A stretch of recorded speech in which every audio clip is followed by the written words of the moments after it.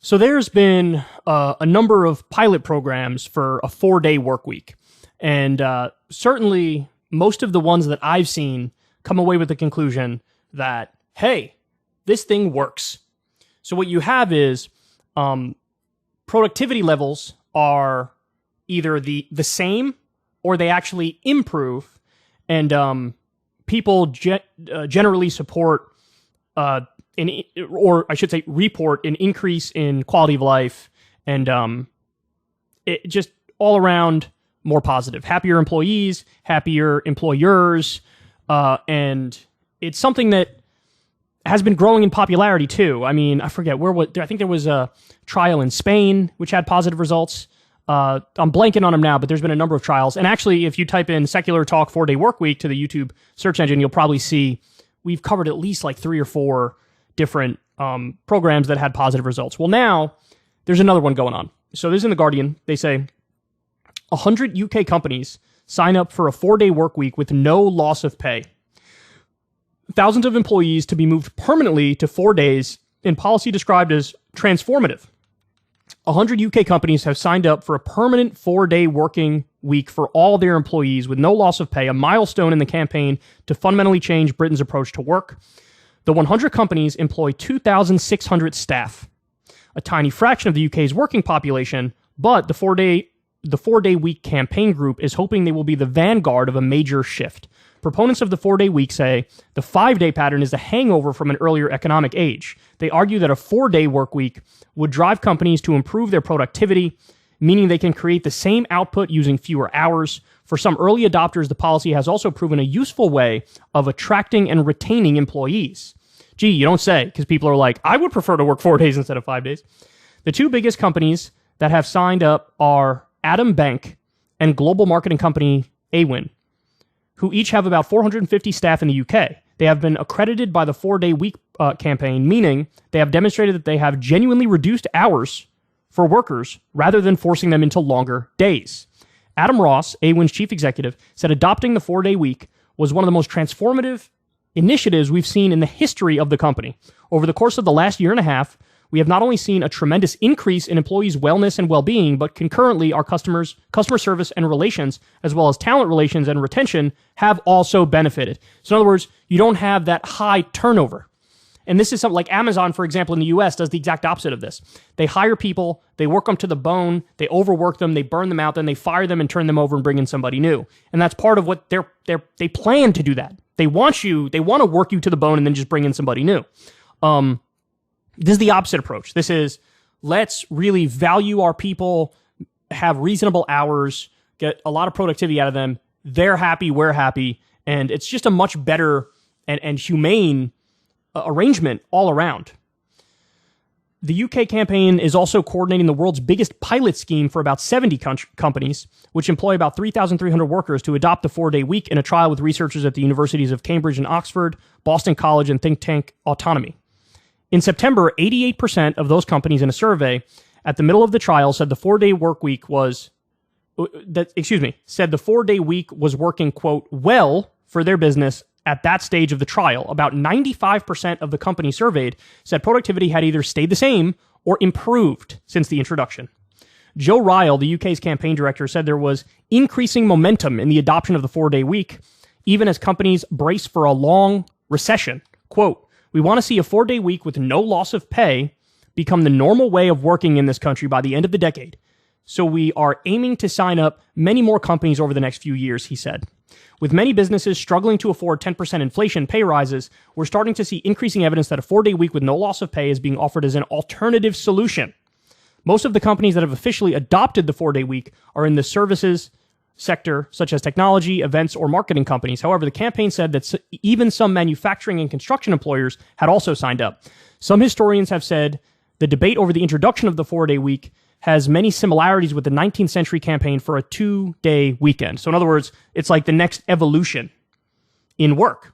So look, there's a lot to say about this. I obviously think this is incredibly positive, but I want to remind everybody, the idea this is some pie-in-the-sky crazy idea, if anything, it's the opposite. So I'm about to show you the history of this in the United States, and you're going to be surprised to learn. We almost had this. We were this close to having a 4-day work week during the New Deal era. Okay? And one of the reasons why I support it as strongly as I do is precisely because it's incredibly pragmatic and it's a change that we can make very quickly. Like, look, I'm all there for the conversation. If you guys want to have a long-term conversation about how you change the nature of work in this country and you attempt to democratize the workplace, or at least make it more of a democracy, I'm all in for that conversation. But we have to be honest about the fact that that's a long-term goal because it requires a fundamental retooling from the bottom up of like the entire economy. And so that's not something you could just sort of snap your fingers and do.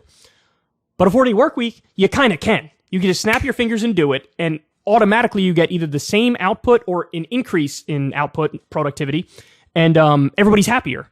So I'm a fan of quick, simple solutions that immediately pay off. That you don't have to, we're going to go through a tough period where it's going to be really difficult.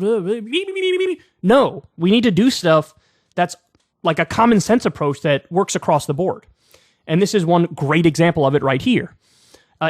For the same reason, this is why I support direct ballot initiatives. I support them at the state level and I support it at the federal level. Why? Because it's a very clear, straightforward, pragmatic way to fix stuff right now. It doesn't require a really long debate and discussion and a retooling from the bottom up. And hey, maybe we'll see the payoff in like 8 years. No, if you do it, if you have direct democracy at the state level or at the federal level on specific issues, you will see the payoff ASAP. Same thing with a 4-day work week. Okay, so now the history of this in the United States of America. You guys are going to love this. So this is an article. This article always stuck with me. April 2nd, 2013 is when this article came out. But again, it always stuck with me. Okay. When America came this close to establishing a 30-hour work week. The April 15th, 1933 issue of Newsweek, one of the first in the magazine's history, contains a remarkable cover headline. Bill cutting work week to 30 hours startles the nation.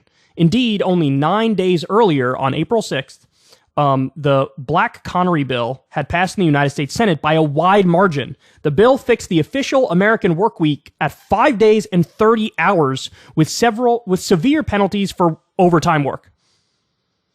The U.S. Senate in 1933 passed a 30-hour work week. How many of you guys knew that?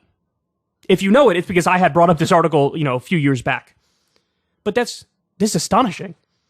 Our work week now is 40 hours, 50 hours. They passed a 30-hour work week back in 1933. The Senate passed it.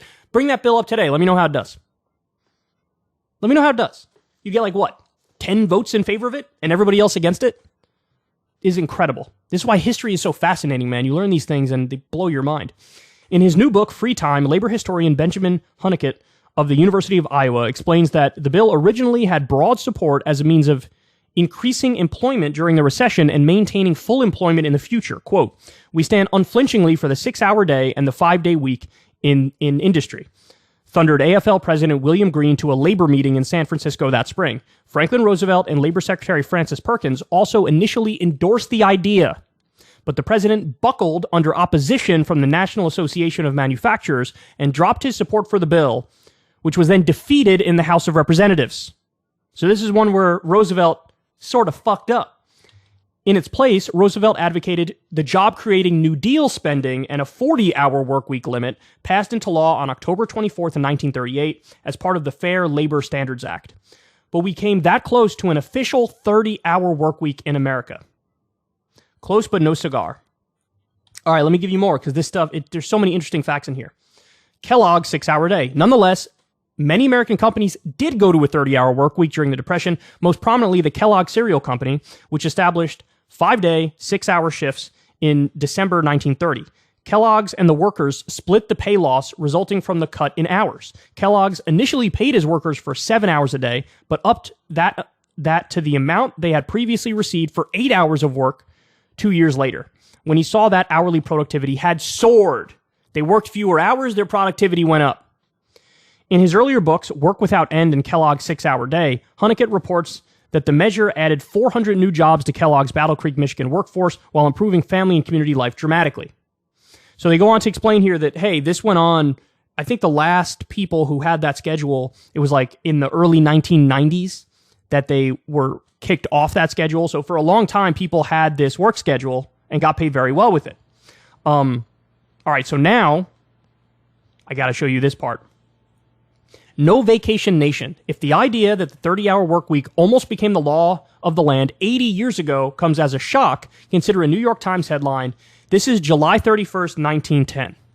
How long should a man's vacation be? President Taft says everyone should have 3 months.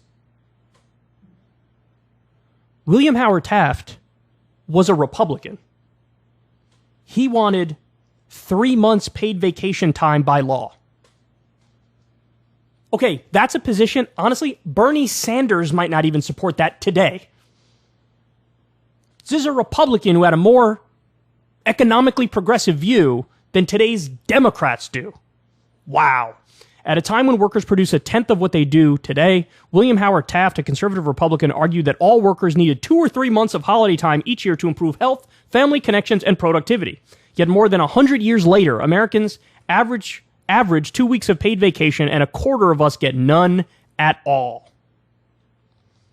When the organization I represent, Take Back Your Time, worked with Florida Congressman Alan Grayson to propose a very modest paid vacation law in 2009, we were practically accused of plotting the end of Western civilization as we know it, and of, quote, trying to turn our America into a 21st century France, as if it were going to force everyone to appreciate good food, as if we were going to force everyone to appreciate good food and wine. All this when the evidence shows that stress from overwork plays a role in 5 of the 6 leading causes of death in the U.S., and that workers who don't take vacations are twice as likely to have heart attacks as those who do. So, incredible. It's incredible. Conservative Republican in 1910 said everybody deserves 3 months paid vacation time by law. We were this close to passing a 30-hour work week. And just now, we're beginning to see the reemergence of this idea of a 4-day work week. And as long as the results keep coming in positive, in other words, as long as productivity stays the same or improves, I do think it'll actually spread. And that is transformative for so many people. It really would be. I know every one of you, if I told you you can make the same pay you do, but you work 1 day less, every one of you is going to take that deal. And you know what? You're going to be happier as a result of it, and you're probably going to work harder in the hours that you do work. Because we've all worked regular jobs. We know what the fuck it's like. I know, I've been there. You work a real job, and you spend 60% of your time twiddling your fucking thumbs, chatting with your coworkers, avoiding the work by any means necessary. And I might even be off by saying 60% of the time. What are you at, 70, 80% of the time, something like that? This is what everybody does. Well, again, what if you worked 1 day less and made the same money? I think you'd be just as productive, if not more productive. It's basically like whatever amount of time you give people to do the task, they will use that amount of time, right? So if you give them a day off, they're happier, and the work stays the same or improves. There's literally no downside, none whatsoever. So let's get to it, man. I want to see this start spreading all across the U.S. If you want to see me and Crystal Ball interview legends like Noam Chomsky, Cornel West, and more, subscribe to Crystal, Kyle, and Friends on Substack. $5 a month gets you the video version a day early. Remember, we take 0